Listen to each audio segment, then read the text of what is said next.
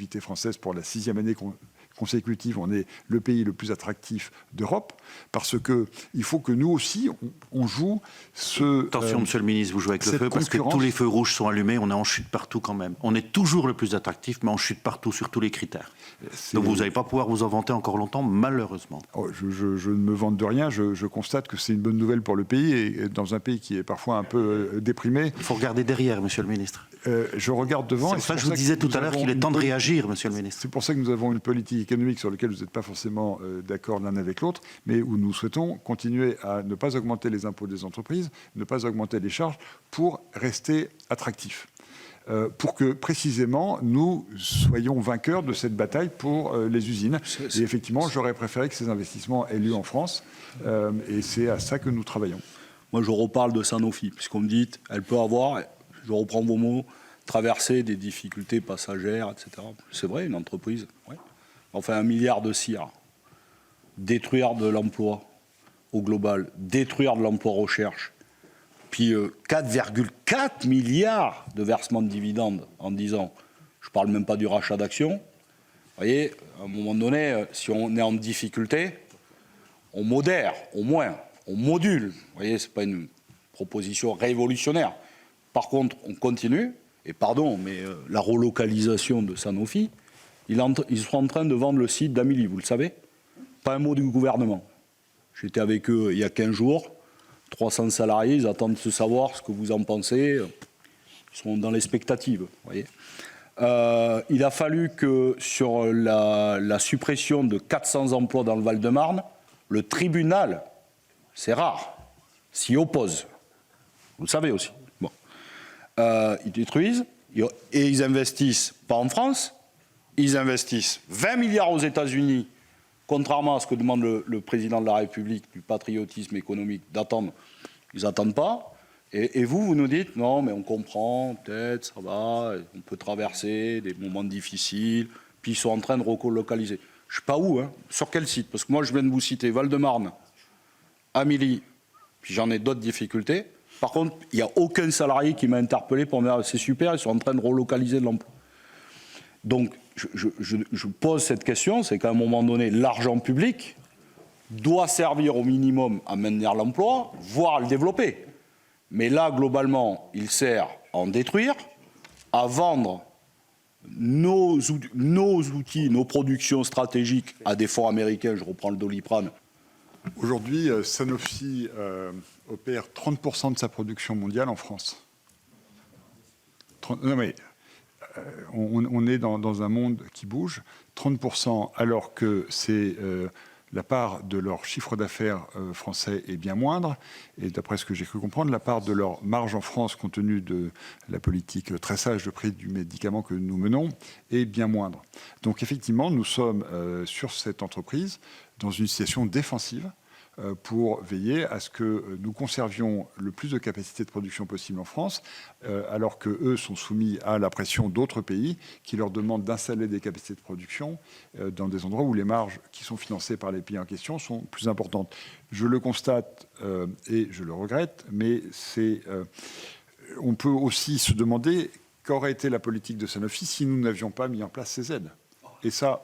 Non, mais je peux vous le dire parce que... Ah bah ça aurait été pire alors. Mais oui. Ah oui. Mais bien sûr. Mais c'est donc toujours le chantage à l'emploi. Mais pour l'instant, on leur en donne beaucoup. Et ça ne marche pas quand même. Hein. Non, ça n'était pas un chantage. Ça a été des décisions positives qui ont été prises dans le passé et qui ont donné lieu à des investissements et à des développements. Et là, aujourd'hui, c'est par ailleurs une décision négative qui est prise. Nous continuons à travailler avec Sanofi pour veiller à ce que d'autres investissements aient lieu en France dans les années qui viennent. Il y a aussi des bonnes nouvelles. On réouvre des usines en France. Ça ne s'était pas fait avant. On recrée de l'emploi industriel en France, 170 000 ces dernières années. Et il faut qu'on accélère dans cette direction. Monsieur le ministre, je ne peux pas vous laisser dire ça. Il y a eu des emplois recréés pendant un certain nombre d'années. La courbe aujourd'hui est complètement inversée. On repart vers une augmentation du chômage. Des installations d'entreprises. Enfin, monsieur le ministre, vous connaissez les chiffres mieux que moi. 2024, 68 000 fermetures d'entreprises. On bat les records, même d'avant le Covid. 2019, on était sur 51 000 entreprises qui ont fermé, 68 000. Et l'une de vos ministres, je ne sais plus si c'est Véronique Louwagie, je ne sais plus laquelle, nous dit en séance, oui, mais le début 2025 montre des signes plutôt encourageants. Mais oui, mais les chiffres sont têtus, Monsieur le Ministre. Sur le premier trimestre de 2025, augmentation des défaillances d'entreprises de 2,3% par rapport au premier trimestre 2024. C'est 18 000 entreprises mises en procédure, dont 12 000 en liquidation judiciaire. On va rebattre à nouveau un nouveau record. Donc, on ne peut pas, Monsieur le Ministre, prendre des chiffres d'avant et dire « ça va bien ». Il faut que les commentaires qu'on fait, quand on a la responsabilité politique, vous comme nous, collent à la réalité. Arrêtons de regarder ce qui s'est fait avant, les résultats d'avant. Il faut être factuel. La situation aujourd'hui. Et le pire, vous dites les 40 dernières années. Moi, je regardais l'autre fois, 2012, l'endettement de la France était à 1 500 milliards de dollars. 2012. Aujourd'hui, il est à 3 300 milliards. Tous les voyants sont au rouge et on chute partout. Donc, continuons comme ça et ça ne va pas rester longtemps. Donc, on ne peut pas se satisfaire de notre histoire. Je redonne la parole à notre... Ouais, j'ai deux séries de questions, après Pardon, je vous rappelle que j'ai une contrainte à 18h. Oui, moi aussi. Ah bon, bah, d'accord. Il nous reste un quart d'heure. Ah ouais, bon. Ok. Contrainte à 18h, ça va être... Mais j'étais là à l'heure, monsieur le rapporteur général. Oui, on a eu quelques minutes de retard, on s'en est excusé. Oui, mais donc Mais on peut arrêter l'audition maintenant, si vous voulez. Non. Allez, continuons jusqu'à 18h. Moi, j'ai aucun problème. Essayons d'être efficaces. On va être efficace. Le Premier ministre, Michel Barnier, a dit devant la représentation nationale qu'il allait exiger des comptes à Michelin et Auchan. Quand un des responsables de l'IGF est venu, on lui a demandé si le rapport sur Michelin avait donc été commandé. Il nous a dit qu'il n'avait pas eu le temps de le commencer puisqu'ils avaient effectué un rapport sur Sanofi. Donc ma première question, c'est de savoir si le rapport sur Sanofi vous a été remis et s'il sera rendu public. Et la deuxième, c'est est-ce que le rapport de Michelin a commencé? Est-ce que nous pourrions y avoir accès? Et est-ce que, le cas échéant, vous le rendrez public? Écoutez, je n'étais pas au courant de cet engagement du précédent Premier ministre et je ne sais pas quel est ce rapport sur Michelin. Et si c'est... Donc Vous n'avez pas signé de lettre de mission à l'IGF? Non. D'accord. Donc, probablement, ce rapport ne verra pas le jour. Je ne sais pas. Bon. Mais alors, je vous répondrai, bien sûr. Très bien. Donc, je pose la question aux responsables actuels.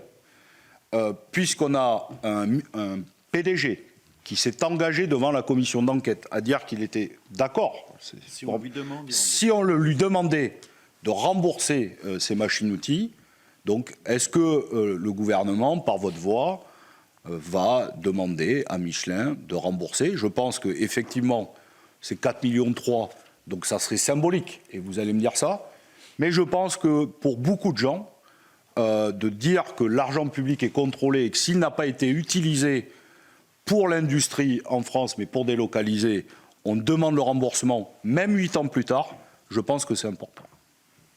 Alors, pardon, c'est aussi quelque chose qui m'a échappé dans l'audition de Florent Menegaux, et donc nous allons regarder le sujet. Je suis très surpris qu'une société comme Michelin, effectivement, ait bénéficié d'une aide et n'ait pas mis en place l'installation prévue. Mais s'ils le reconnaissent, c'est que ça doit être vrai. Mais 4,3 millions pour ce site, 8 machines, 2 ont été déballées effectivement dans l'usine qui, 2 ans après, a fermé. Donc là, c'est un débat, est-ce qu'on doit... C'est le site de Cholet, c'est ça Non, pas Cholet. Non, La Roche-sur-Yon. La Roche-sur-Yon, oui. Donc, effectivement, après, là, il y a un débat politique qui nous animera et on ne sera pas d'accord. Est-ce qu'une aide doit être remboursée s'il y a des localisations, hein? Mais les 6 machines-outils qui n'ont jamais été déballées sont parties directement sur des sites en Espagne, en Pologne, en Roumanie, puisque lui-même, M. Menegaux, l'a reconnu et a dit que si l'État lui demandait, il était prêt à le rembourser. Peut interroger. La question, ce qui se pose, c'est fallait-il effectivement que ce dispositif bénéficie à une entreprise qui manifestement était déjà rentable? Moi, je ne lis pas la question à celle du dividende. La question, elle ne serait pas là, Monsieur le Ministre. La question, elle serait de se dire 2 millions, j'arrondis, 2 milliards de CICE et d'exonération, 3,6 milliards de bénéfices. Vous retirez 2 milliards de 3,6 milliards, il reste 1,6 milliard. Et donc, il n'y a qu'1,6 milliard sur lequel on peut faire de la distribution derrière à des actionnaires. Mais on ne prend pas l'argent public pour rémunérer des actionnaires. Ce n'est pas l'histoire de dire on verse ou pas des dividendes. C'est qu'on exclut l'argent public du montant distribuable. Eh bien, je vous ai fait ma réponse, qui n'est pas la même que la vôtre, mais Ah bah, vous avez proposé une autre analyse que la mienne, mais ce qui... Mais y compris vous êtes en désaccord avec le président de la République, puisqu'il est passé mardi à la télévision. Je ne parle pas de ce que j'ai pensé des 3 heures de débat du président de la République. Mais à un moment donné, il a affiché un très joli tableau pour 1 000 € de dépenses publiques. Vous vous rappelez de ce tableau? Bon. Et il y a une petite case comme ça. Ces 59 € sur les 1000 vont au soutien à l'entreprise. Donc, c'est 1 670 milliards de dépenses publiques. Donc, si on fait le ratio, le président de la République a affirmé devant les Françaises et les Français que le soutien aux entreprises, c'était 98 milliards d'euros. Et vous affirmez ici que c'est 150 milliards d'euros, et sous serment. Donc, je me dis que j'ai plutôt envie de vous croire. Donc, imaginez, dans la même semaine, le président de la République va devant les Françaises et les Français, avec un tableau pas réalisé par TF1. Parce que j'ai interpellé TF1, ils ont dit non, non, non. C'est un tableau amené par le président de la République et que nous avons donc diffusé à l'antenne. Nous dit donc le soutien, c'est 98 milliards d'euros. Vous nous dites 150 aujourd'hui. Votre administration dit entre 70 et 250. Donc, ma première question, Monsieur le Ministre, c'est comment arriver à se donner une même règle pour évaluer, non pas l'efficacité ou l'efficience des aides publiques, mais à minima, de se mettre d'accord sur le même chiffre pour qu'on ait un débat sincère entre l'exécutif et le pouvoir législatif.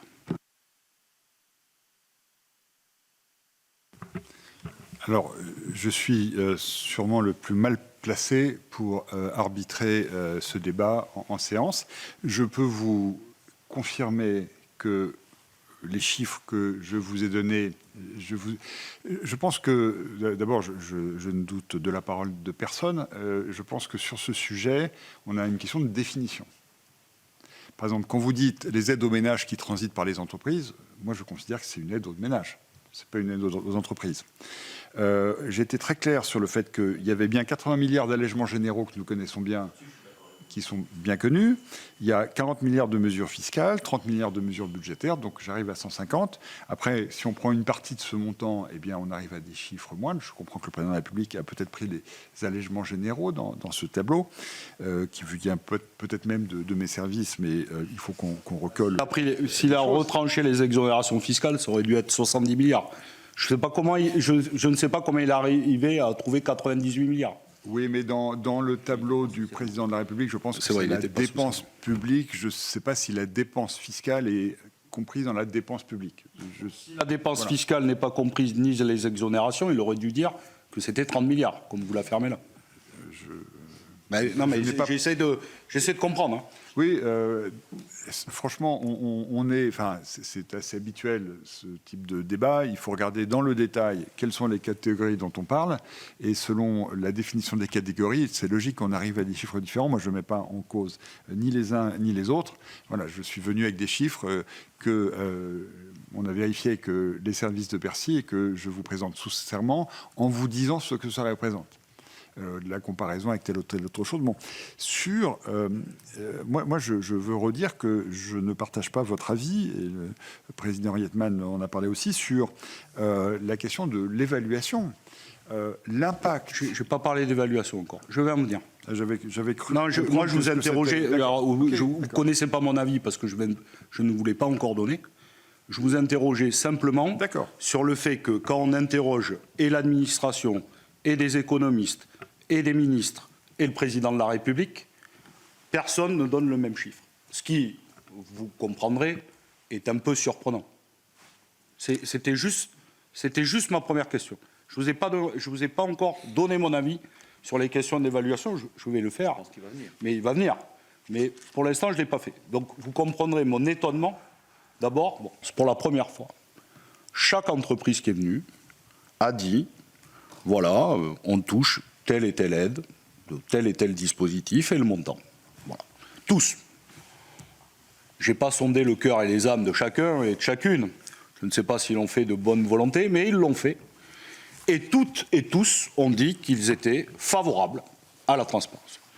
Par contre, à l'inverse, comme on avait fait l'administration avant, alors là, on a senti beaucoup plus de réticence. Ce que vous avez évoqué à la fin, secret des affaires, secret fiscal, attention à la compétitivité internationale. Et j'ai été assez surpris que 2 de vos prédécesseurs, que j'ai cités tout à l'heure, bon, M. Montebourg s'est déclaré favorable, ça ne me surprendra pas, et même Bruno Le Maire a dit qu'il n'y avait que les imbéciles qui ne changeaient pas d'avis, et que face aux difficultés dans lesquelles nous nous trouvions, pour recréer de la confiance, il fallait aujourd'hui de la transparence des aides publiques. Alors, j'avais le sentiment que ce sujet faisait l'objet de transparence, parce que, étant souvent interrogé aux questions gouvernement, soit dans cette assemblée, soit dans l'assemblée voisine, vous-même ou vos collègues, souvent dites sur un sujet de sidérurgie qui nous occupe en ce moment, telle aide a été promise. Alors le chiffre de 295, pardon de vous couper, hein, le chiffre de 295 millions en 2023 qui a été repris par tout le monde, et je pense que nous nous en réjouissons, c'est la commission d'enquête qui l'a révélé. Parce que pour la première fois, ArcelorMittal France a dit combien il avait touché. Avant cela, c'était des estimations, des extrapolations des uns et des autres. Je vois que le chiffre est repris partout, et c'est tant mieux, mais c'est à mettre au crédit de la commission. Avant cela, personne n'en savait rien. Transparence de par l'administration. Soyons clairs, moi je suis tout à fait favorable à la transparence des aides. D'ailleurs, sur un certain nombre d'entreprises, mais je pense que vous avez eu les réponses, mais on vous doit les réponses. Vous êtes le Sénat de la République. À une exception près, mais je l'évoquais dans mon introduction, c'est le secret fiscal qui est opposé. Moi je n'ai pas accès, si je demande à la direction des finances publiques quelle aide fiscale ou même l'impôt payé par telle entreprise et comment, je n'y ai pas accès, ce qui est d'ailleurs assez normal, puisque je suis avant tout un responsable politique. Et donc, c'est des choses qui, dans le fonctionnement du ministère des Finances, qui d'ailleurs, en revanche, sont accessibles à vos collègues de la Commission des Finances. Je ne demandais pas nominativement, je demandais globalement combien de Dutreil, combien ça... Ah, mais moi, je pense que c'est des informations qui sont indispensables, bien sûr. Ah bah oui, mais sauf qu'on n'arrive pas à les avoir. Je prends votre point sur du travail pour dans la préparation du projet de loi de finances. Sauf qu'aujourd'hui, c'est la grande opacité. Y compris, je vais le dire, un certain nombre de PDG nous l'ont avoué plutôt de façon humble. Je peux reprendre M. Pinault, puisque c'est un des derniers que nous avons fait. Il a dit « Je vous remercie d'ailleurs de m'accueillir. Ça nous a donné l'occasion de faire le travail, parce que nous-mêmes, nous ne savions pas. » Et je dois t'avouer qu'il n'a pas été le seul. Je le cite lui, j'espère qu'il ne m'en voudra pas. Puisque un certain nombre nous ont dit ça, que sur le montant des exonérations, par exemple, ils n'en savaient pas, sur des subventions directes, ils ne s'en rappelaient pas ou ils ne connaissaient pas le montant exact, sur le crédit d'impôt recherche, non plus ou vaguement, vous voyez, donc y compris les entreprises, l'administration un peu complexe. Bon, je dois vous avouer, donc vous êtes d'accord qu'on fasse la transparence? On n'a pas parlé du secret fiscal et du montant des impôts. Ça, y compris, d'ailleurs, un certain nombre de chefs d'entreprise, bon, soit ils en payent, et ils sont très fiers de le dire, ça a été un peu plus complexe pour ceux qui n'en payaient pas. Ça, je dois vous avouer. Ah, il y avait un peu moins de fierté à dire, je touche X millions d'euros d'impôts, je verse X millions ou milliards de dividendes, et je paie 0% d'impôts. Ça, j'en reviendrai sur un cas extrêmement précis, dont d'ailleurs l'État est actionnaire. Mais pour le coup, celles et ceux qui payent de l'impôt ont été extrêmement fiers. Mais nous, on ne demande pas de lever le secret fiscal de toutes les entreprises. Oui, c'est l'argent public. Moi, je suis favorable à la transparence sur les aides. Voilà. Mais pas aux aides, voilà. Y compris quand l'aide est fiscale, c'est-à-dire c'est une baisse. Bon, mais je ne suis pas favorable à la transparence sur les aspects fiscaux. Alors nous, alors je ne sais pas de quelle commission d'enquête vous parlez, mais alors la nôtre n'a jamais demandé la levée du secret fiscal. On parlait à la fois d'impôts. On peut avoir un autre débat, mais pas du tout. Ah, je ne vous ai jamais parlé de ça. Jamais. Okay. Je ne sais pas qui a parlé de ça, comme il n'y a que moi qui ai le micro, mais je n'ai jamais demandé la levée du secret fiscal. Et puis, on a toujours parlé de l'argent public donné aux entreprises et la question de la transparence sur cette question-là et